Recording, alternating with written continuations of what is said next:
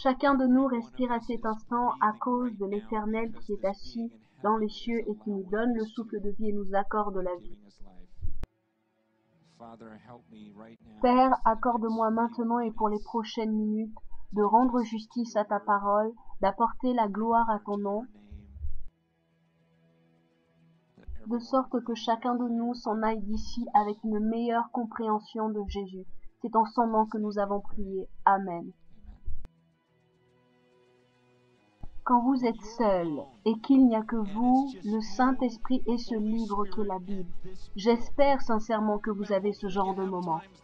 Ces moments au cours desquels il n'y a que vous, le Saint-Esprit de Dieu et sa parole. Répondez à cette question. Quand vous lisez la Bible par vous-même, est-ce que vous êtes dans la paix du Seigneur? De sorte qu'à chaque fois que vous ouvrez ce livre, peu importe le passage que vous méditez, vous ressentez la paix concernant votre vie, la paix au sujet de votre vie par rapport à ce qui est dit. J'ignore ce qu'il en est pour vous, mais en ce qui me concerne, depuis que j'ai cru au Seigneur Jésus-Christ, à savoir quand j'étais au lycée, à chaque fois que je méditais la parole de Dieu par moi-même, mais j'étais convaincue de sa vérité, et cela jusqu'à ce que j'arrive dans l'église. Car il était manifeste que ce qui se passe dans l'église et la parole de Dieu semblent être deux vérités différentes. Pourtant, tout était logique. Je lisais les commandements du Seigneur Jésus-Christ, et quand j'arrivais à l'église, je me demandais, mais pourquoi ne parle-t-on pas de cela? Toutefois, je ne disais rien. Et bien des années après, j'ai été lassée de ce manque de paix que je ressentais, du fait de lire les Écritures, de voir ce qui était écrit et finalement de ne pas le vivre en vérité. Je ne voulais pas vivre qu'une partie de la parole de Dieu, je voulais vivre toute la parole de Dieu. Et l'un des déclics par rapport à cela était le fait qu'un jour, des témoins de Jéhovah soient venus frapper à ma porte et ils m'ont dit « Eh, bonjour, est-ce que tu sais qui nous sommes ?» Je leur ai dit « Oui, je sais. » Et ils m'ont demandé « Que penses-tu de nous, de notre doctrine ?» Et je leur ai répondu avec amour que ce que vous faites est dangereux et terrible, parce que vous allez dans tout mon voisinage et vous dites que mon Créateur, mon Dieu, Jésus-Christ, n'est qu'un autre ange, un autre chef d'une autorité. Et ils m'ont arrêté pour me dire « Attends, nous ne disons pas qu'il est un autre ange, nous disons pas qu'il est un autre archange, nous disons qu'il est le seul archange, qu'il est le principal chef. » Je leur dis « Ouvrez vos Bibles dans Daniel chapitre 10 au verset 13. Il est écrit « Le chef du royaume de Perse m'a résisté 21 jours, mais voici Michaël, l'un des principaux chefs. Les témoins de Jéhovah croient que Jésus est l'archange Michaël. » Je leur ai rappelé que Michaël est l'un des principaux chefs et non pas le seul. À ce moment-là, ils m'ont dit « Oh, nous n'avions jamais vu les choses sous cet angle-là. » À ce moment-là, je leur ai dit ma pensée, à savoir que il n'y a aucun moyen que vous ayez pris ce livre qu'est la Bible pour le lire par vous-même, page après page, en disant à Dieu « Seigneur, montre-moi, Seigneur, parle-moi » et que vous y soyez parvenu jusqu'à la fin de votre lecture pour dire « Ça y est, j'ai terminé de lire et j'ai tout compris, Jésus est l'archange Michaël. » Ce n'est pas possible. Je leur ai dit, il est impossible que vous soyez parvenu à cette conclusion par vous-même. C'est quelqu'un qui vous l'a inculqué.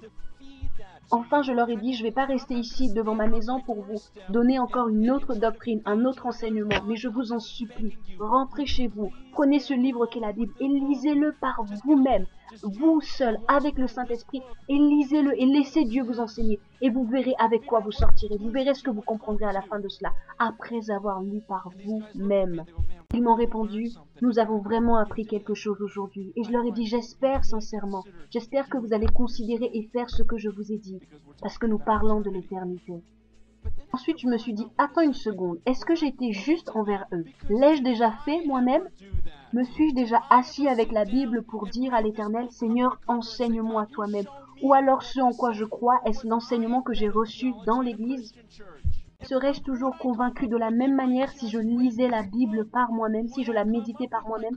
Est-ce que je considérerais toujours les doctrines, les enseignements comme je le considère maintenant si je lisais par moi-même? Et finalement, as-tu déjà médité la Bible par toi-même? Imaginez que vous faites naufrage tout seul sur une île déserte et que vous lisez ce livre que la Bible plusieurs fois encore et encore par vous-même sans jamais être allé dans une église, sans jamais avoir entendu et qu'une fois secouru, vous êtes tellement heureux parce que vous vous dites que vous allez visiter un de ces endroits qu'on appelle église. Qu'espéreriez-vous voir en franchissant les portes en comparaison de ce que vous avez lu dans le livre de la Bible? Espérez-vous voir une communion fraternelle biblique, un amour véritable les uns pour les autres, des choses supernaturelles se produisant, le fait de partager ses biens, de les mettre à profit pour les autres, de partager, de témoigner de l'évangile, être d'un véritable témoin, désirant partager ce en quoi ils croient, ou alors espérez-vous voir des gens assis sur des chaises, regardant sur une estrade ce qui se passe, et ensuite rentrant chez eux. Est-ce que si je lisais simplement la Bible, est-ce que si je la lisais page après page, simplement, je terminerais en la fermant et me dire « Ah bah ça y est, j'ai besoin d'inviter Jésus à rentrer dans mon cœur » Parviendrez-vous vraiment à la conclusion selon laquelle il vous faut prier pour l'inviter dans votre cœur? Vraiment?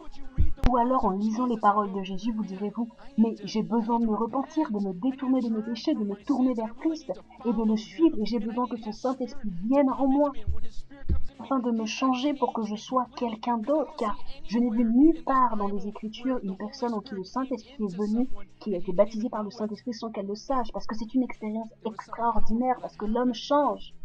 Ou alors est-ce que vous poserez ce livre à côté et vous dites « Seigneur, donne-moi ton Saint-Esprit, j'ai besoin d'être changé afin de te suivre, Seigneur, change-moi. » Avez-vous vraiment déjà médité la Bible par vous-même? En êtes-vous sûr? Est-ce que vous parviendrez à cette conclusion selon laquelle on peut recevoir Jésus dans son cœur et ne pas le suivre en vérité?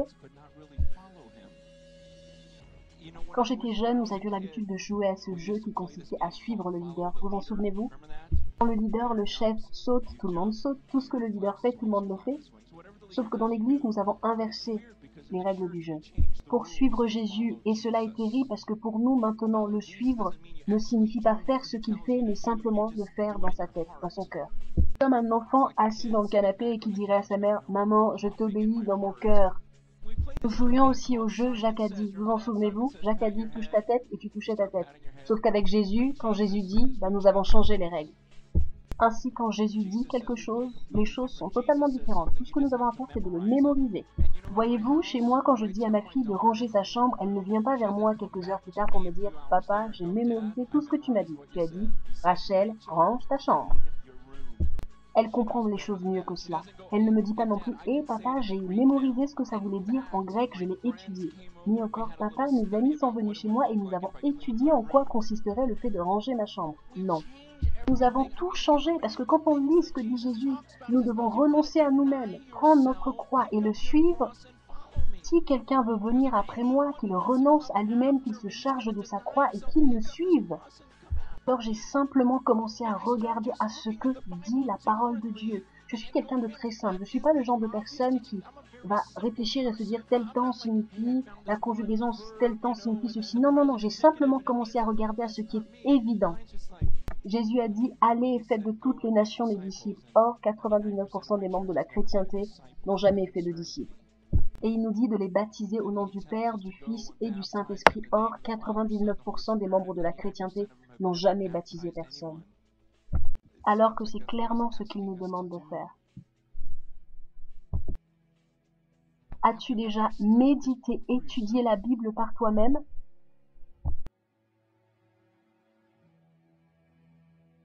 Suis l'enseignement contenu dans la Bible, je t'en supplie. N'en sois pas effrayé, car il conduit à la vie. Mais si tu essaies de t'accrocher à ton rêve américain, à ta vision de la gloire américaine, tu vas tout perdre, tu vas perdre la vie. C'est ce que Jésus nous commande. J'espère que tu vas considérer et changer ta manière de considérer ce livre, car il s'agit de ta vie.